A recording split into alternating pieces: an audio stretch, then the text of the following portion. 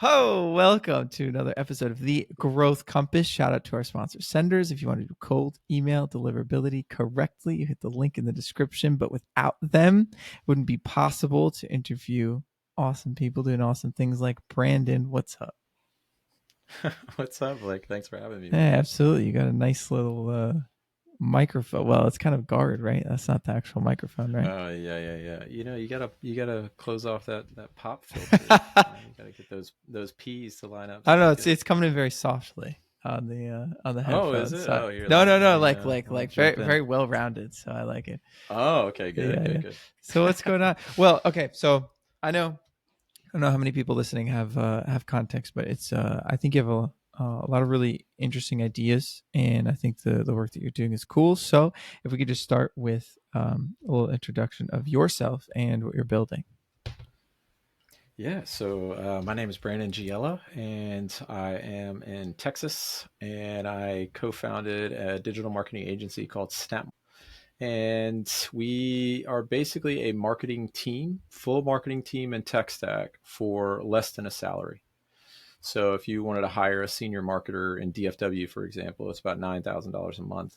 Or you could get a full team that's, fractional essentially. You get started with a credit card and it's $49.95 a month. Awesome. And so we're excited about that kind of stuff that we're doing.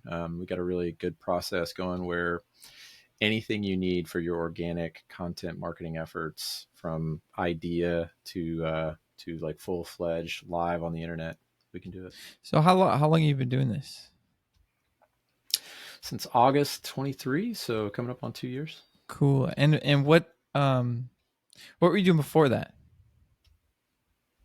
I've been in the marketing agency world for, I guess, about 10 years now. And so I had a creative writing degree in undergrad.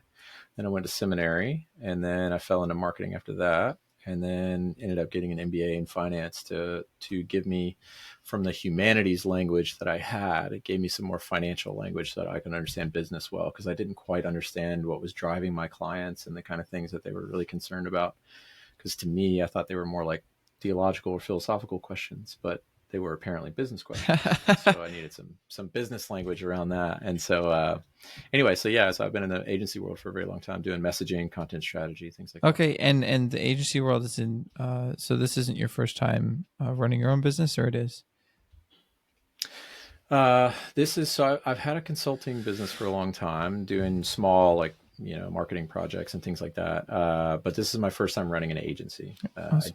I was a part of an agency before this for several years, two different agencies, where I was a kind of a researcher and content strategist and things like that. Okay.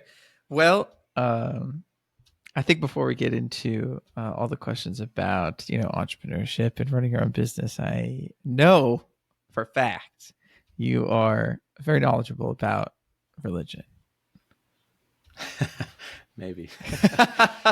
So just just a quick As one introduction. learns, you learn how much you don't know. That's right. Well, I guess with anything. Yeah, So I thought it was really interesting yeah, what you yeah. said about how these business questions, you thought I guess from one perspective they are philosophical questions, theologic questions, and from another perspective they're business questions. So, which I think That's right. speaks to an interesting truth that I don't know if we have time to get into on this episode. We can do it next time. But just Yeah, for what's sure. We can do another episode. just an intro on your perspective with that. Yeah, so I guess the story is I worked at a marketing agency that served primarily HR technology companies. So think about like employee engagement, benefits, payroll, things like that. And so a lot of the work that I was doing on the research, messaging, content strategy side of things were clients wanting to create content about, like, how do you build a culture at a business? What motivates an employee? How do you create like values at a company? And I'm thinking, like, well, values come from, in my view, philosophical, theological lenses, your assumptions or presuppositions about the world. And so how does that apply to a business? And what does it even mean for a business to have values? Because a business is an entity. It's not like a moral reasoning, conscious thing, creature. So I always had these like stumbling blocks in my brain.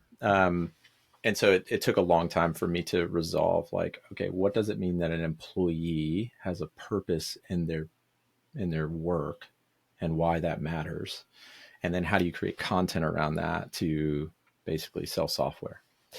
And so it took an MBA in finance for me to kind of resolve some of those things. But yeah, I'm heavily under the idea that a theology or a worldview is still, and has been for a long time, is the queen of the sciences. So when you think about finance, tech, economics, politics, all of that fits within a theological worldview. So what was it then? How did you choose the career path that you did versus pursuing that more intensely? Yeah, good question. Mainly, I wanted to marry my wife before going further into the academic world. So I had an opportunity lined up to study at the University of Aberdeen, doing an MA in ethics, because that's where I thought I wanted to go. And I had a pastor at the time that was like, I think you should really consider this. And so I ended up moving back to Dallas and started dating my wife, and we ended up getting married, and we have 2 kids now. So that's the Congrats. primary reason. Thank you. But I mean, the more practical, even beyond that, is when you have a writing degree and you have the kind of disposition that I do.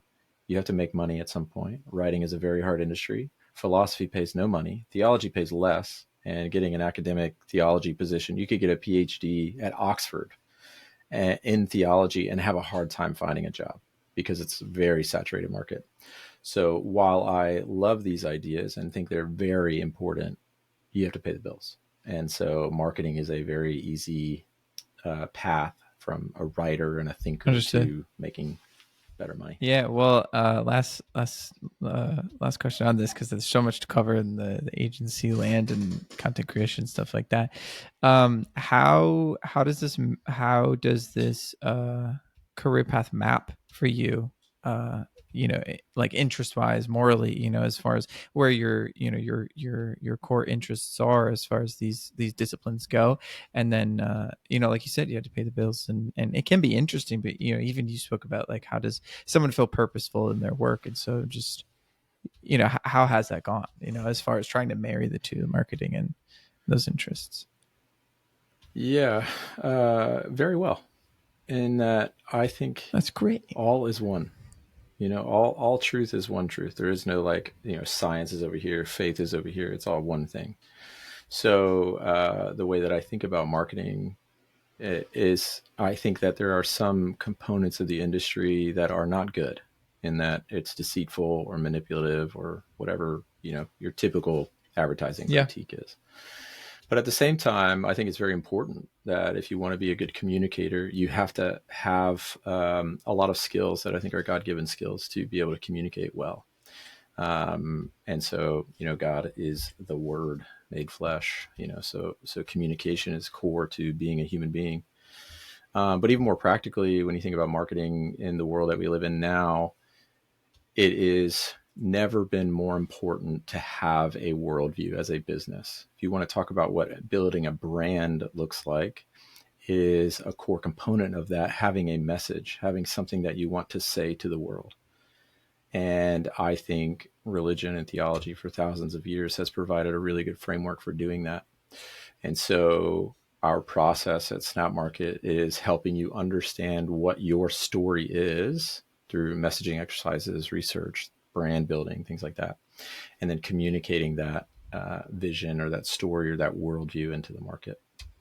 Awesome. So I see them as one thing. Well, what a wonderful transition, because I think, just within the constraint, so many questions for people that are deep into those spaces, and so excited for when we can get into that. But I thought that was an elegant transition into Snapmarket, because I think a common perception of marketing, brand building, things like this, is the predatory, manipulative things that you speak Yeah. to, especially with big tech and stuff like that. So how is it that let's start with your your experience doing engagements before launching the agency? Like, what are some of the things that you learned fundamentally about the practice of marketing, or the role that it has, in different businesses. And so, did you work primarily with a certain kind of business, or was it kind of all over the place?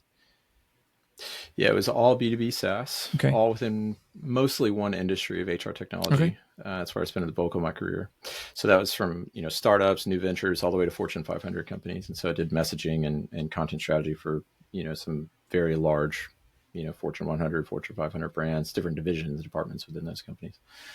But they all boil down to kind of what I was speaking to earlier: is you have to have something to say.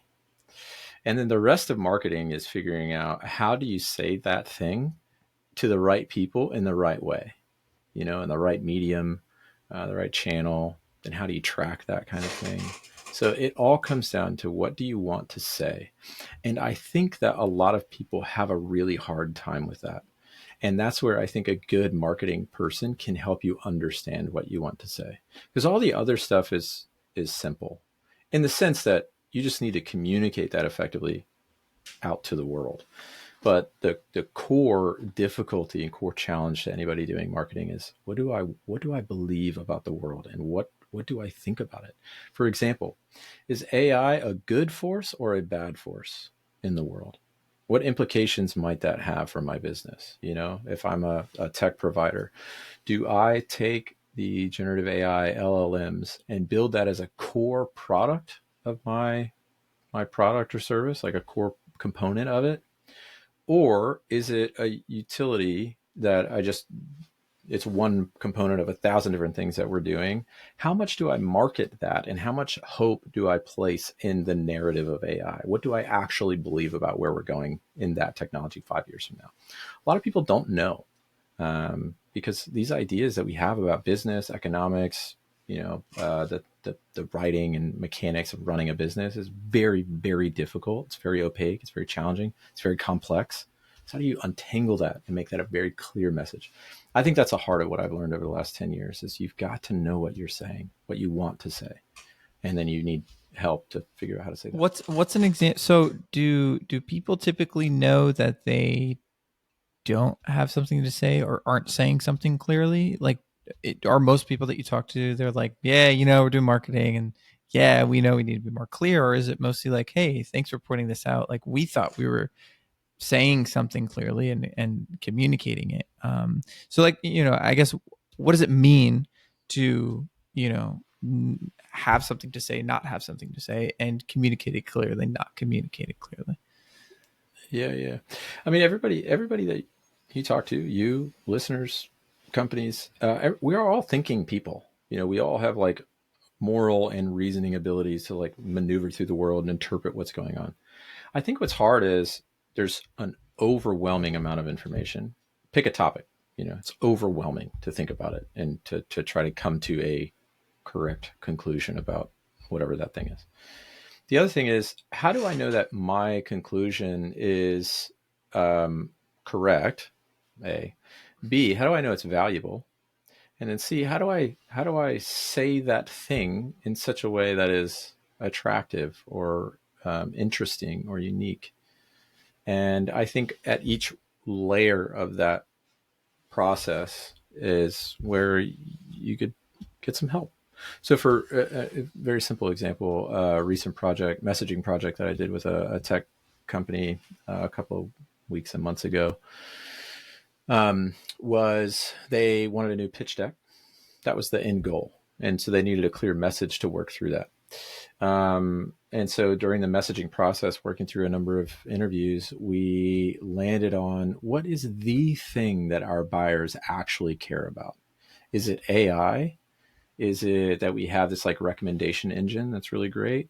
And what it turns out is, their clients, what they actually really care about is generating revenue for their business. That was it. Everything else falls by the wayside. It's features, it's changes, it doesn't matter. They've got bigger fish to fry. Did you interview Okay, so they customers care to, about. to reach that, or you were just interviewing the business? We interviewed a couple of Okay, customers, got it. so there's 6 interviews total. Got it. But revenue turned out to be the major thing that all those customers cared about, and the client didn't really know that or emphasize that, and to the degree that they should have.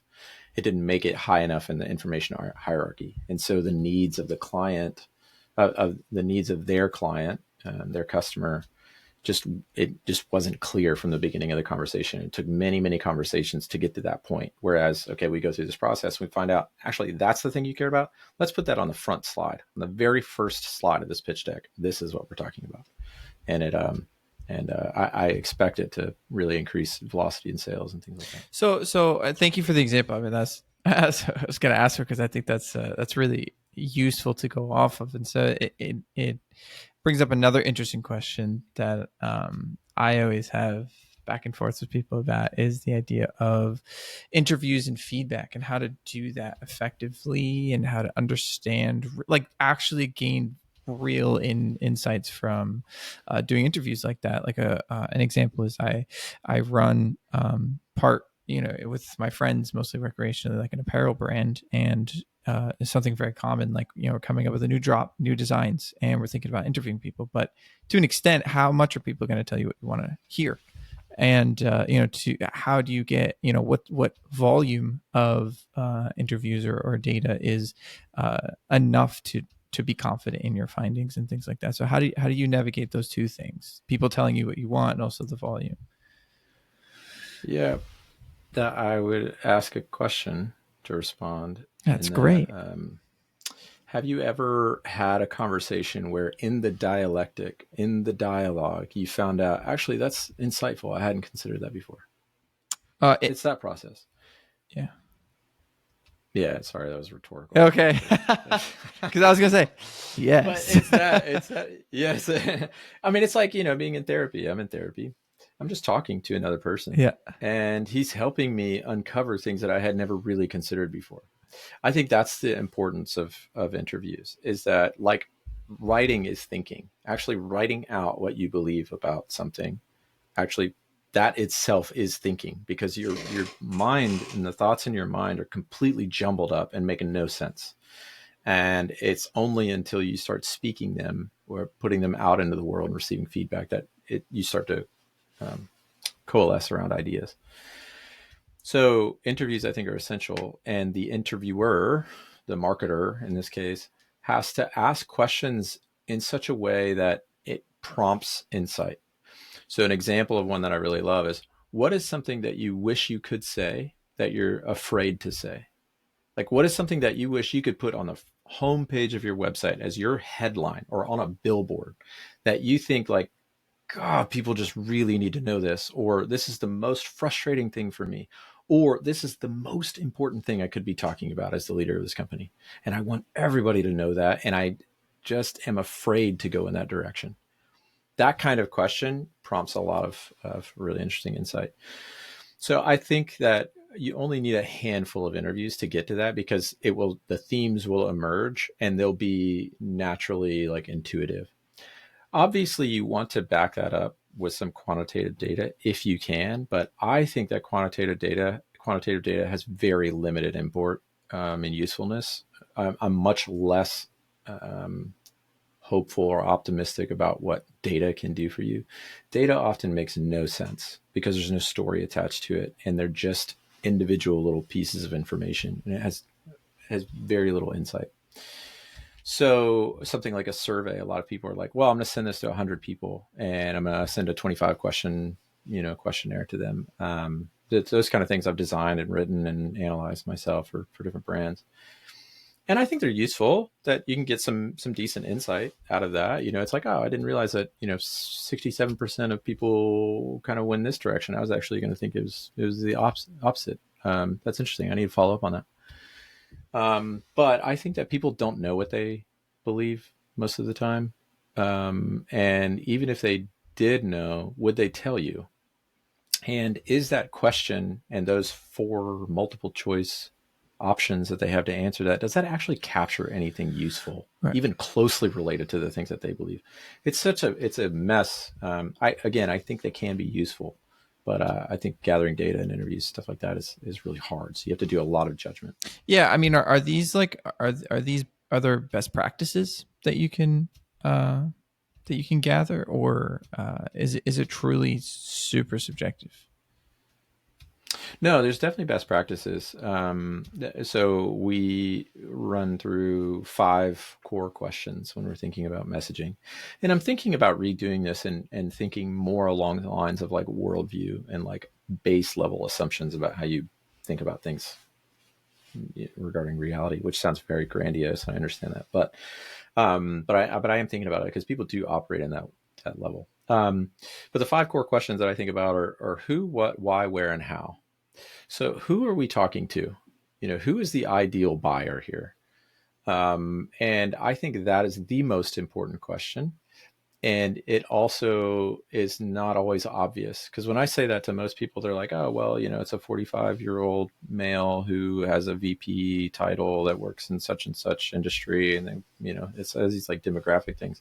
And I think there's more interesting things to ask about that person. Like, what is it they believe? What are they afraid of? What do they hope in? What do they value? Those kind of things. And then you ask what. So uh, what am I offering into the world? Is it digital marketing agency? Is that what I should be offering? Or is it brand building? Or is it podcast services? Like, what is the actual label that I need to be using?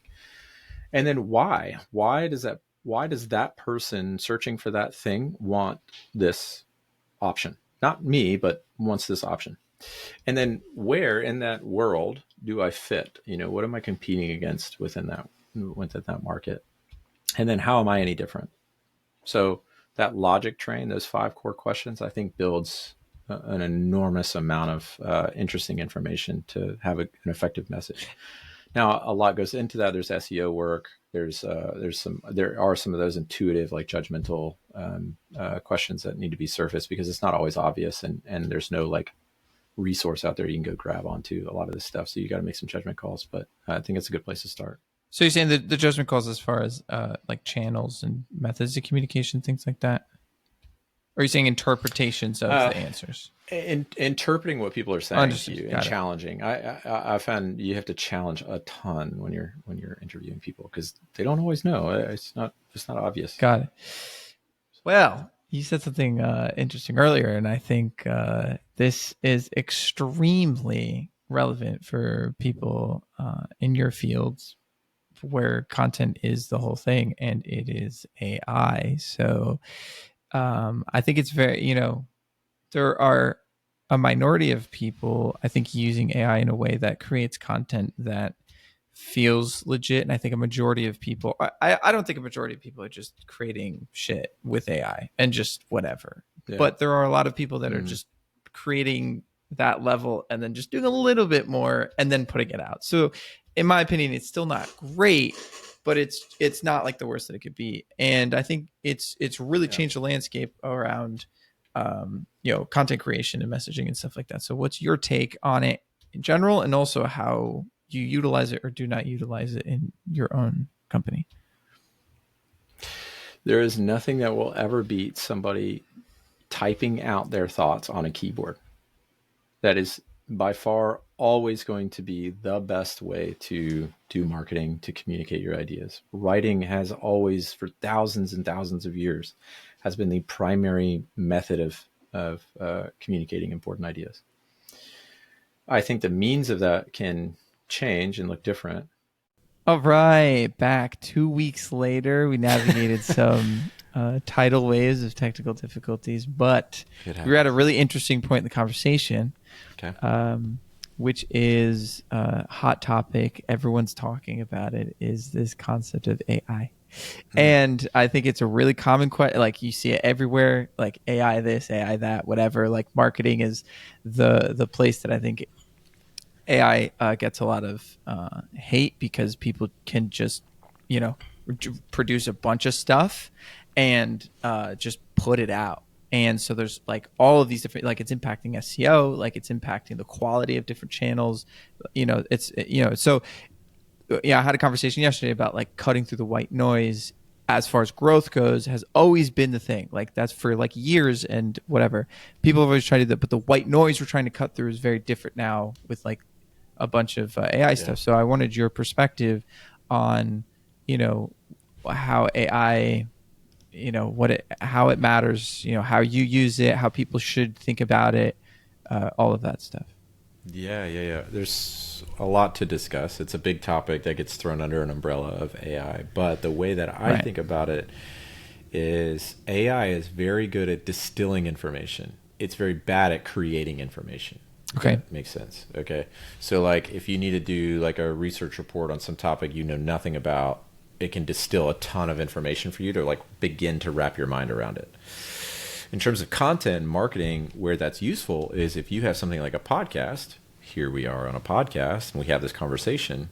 If you feed that information into AI, you can create innumerable content from it. They're derivative assets. They're distilled from an organic, authentic conversation between two human beings that has a lot of other context around it. So that's how we use it is when we're creating content for our clients, we always start with a podcast. Let's build a podcast first where you get to talk about all the things with your business and everything you think, and then we can create derivative assets from that very quickly across all the channels, whether that's a landing page, a white paper, social media, newsletter, blog, sales training documents, et cetera, et cetera. And I think if you can do that well and combine that with brand information, like what's the voice, what's the style, what's the tone, what are the thought leadership positions or the messaging pillars or whatever, if you can package all of that together with that context of a podcast, you can do anything you want after that. So you guys are doing, you guys do that for the projects that you're on at the moment, but you also do that for yourselves as well.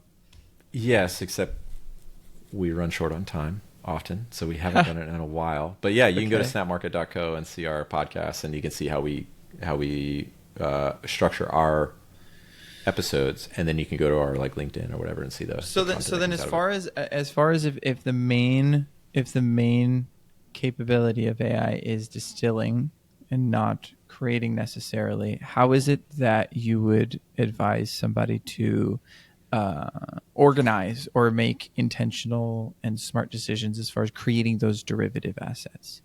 Say whether they have a podcast or they just spoken to a mic for an hour about their whatever. You have a transcript, you have a bunch of information. Like what's a high level way to go about deciding which derivatives to create and how to distribute them, maintain them, those types of things. Yeah, good question. So there's two ways that we use it with clients right now. One is following like a kind of like messaging pillars. So we've got one client that's a nonprofit, and we did a whole podcast series on his strategy. It was a 6-part strategy. Well, we can take many episodes on those 6 parts. We did it over 2 recording sessions, so 3 and 3. From there, we created 6 blog posts, and then it outlines each component of his strategy. And then we added that to the blog. We've added that to an email series. We've added that to social media, and so on. So that's following like the thought leadership messaging route. The other route is to do really quick takes on. So we have some financial market like investment clients and things like that. So we get their take on what do you think is going on in the market. Like we just did this for one of our clients on the big beautiful bill. So this client did some research beforehand, brought some notes, and we talked through the impacts of the big beautiful bill on real estate investing. And so what was great about that is you can have AI do search on what is the context of the big beautiful bill with the client's perspective on it, and then even citing facts and figures, and AI will pull that in and create like a really structured document. And if you do that enough over time, like with this particular client, we're like 18 episodes in. If you do that over time, you can actually build like chat bots that you could talk to with this library of information. Because if you do 18 episodes about anything, about your brand, about things that you think, whatever, you can actually build a bot that you could just talk to, and it knows a huge amount of information about the client and the way that they would respond. You could get the chatbot to talk in the client's voice, if you wanted to. We don't do that for ethical reasons, but you could like create this brain. So that's getting a little bit off topic. You asked about topics and things, but that's the idea, is like just think like what is a structured way that you can think about any topic. I mean, 3 points of this or context on recent news, whatever, and then you can build anything after that. So we have a set batch of content that we create for every episode, but you can create anything. Yeah, no, that was useful. I mean, it was more so like, okay, you said you have this thought leadership kind of framework, like whatever that you could follow, but then also there was this additional framework. Is there a name that you would put to that if this is like thought leadership? And someone says, I don't want to do thought leadership necessarily. Is there like another? Yeah, we say like market data, just because we've got a couple of financial clients, and so Okay, just like cool, a data post. Yeah, it's just nice. about a specific article or specific data point that they're making about something. No, Yeah. cool. Well, awesome. Well, I think so. It's really cool. I think going back over our last conversation and also just how you're showing up to this one and stuff, how you guys are going about servicing your clients, growing your business. So for you personally, these are two of my favorite questions to ask. This one, and the next one. So for you personally, as far as growing your own business, what is the biggest hurdle that you would say, and that you're facing at the moment, and how is it also an opportunity? Time. The In what opportunity way? being to be more efficient and focused. Okay. It's a lack of time.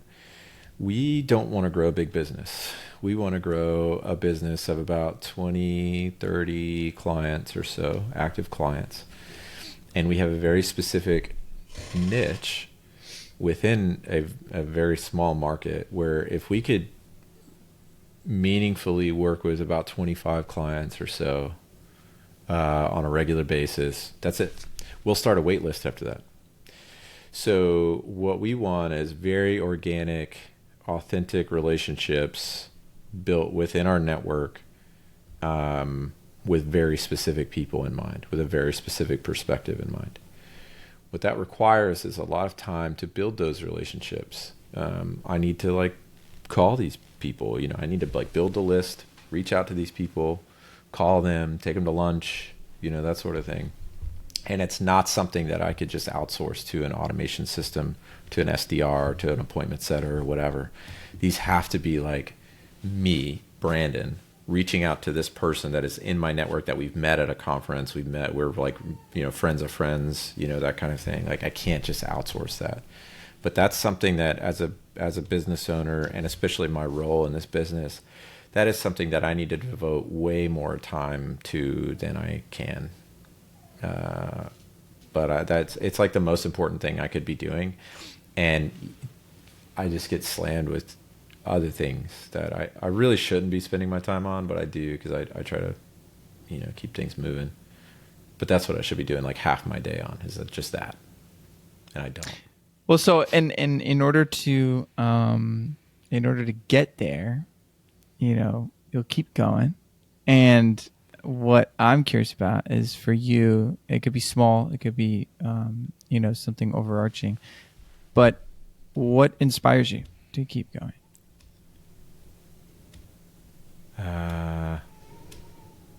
That's a good question. I mean, there's the obvious, like I have bills and I have kids and I gotta Sure, keep yeah. moving. But there is something deeper in that I like the work of marketing, which is communicating. And I think that there are people out there doing important work with their businesses, and that business culture itself could be reimagined or redeemed, if you will, with a better imagination, a better vision. And I want to use Snapmarket to bring that vision about, and also help my clients bring their visions about, because there's a lot of our clients, a lot of people that we work with in our network that are just like doing amazing things, like truly like redefining the way that their industries are functioning, and we want to help them get there. Well, thank you for doing all the things that you're doing. Thank you for helping those people reimagine their industries. If there are people out there that are inspired to connect or follow your journey, what's the best way to do that? Find me on LinkedIn, and it's Brandon Giella on LinkedIn. I think I'm the only Brandon Giella on LinkedIn. Google me, or go to snapmarket.co. You can find all our stuff there. Beautiful. Well, get after it. Do it. They put out great content. I got Brandon all over my LinkedIn, so it's great. Thanks. But Appreciate I it. Thank appreciate you. it, man. Thank you for the conversation. The time. Looking forward to the next episode. That's right. Thanks, Blake.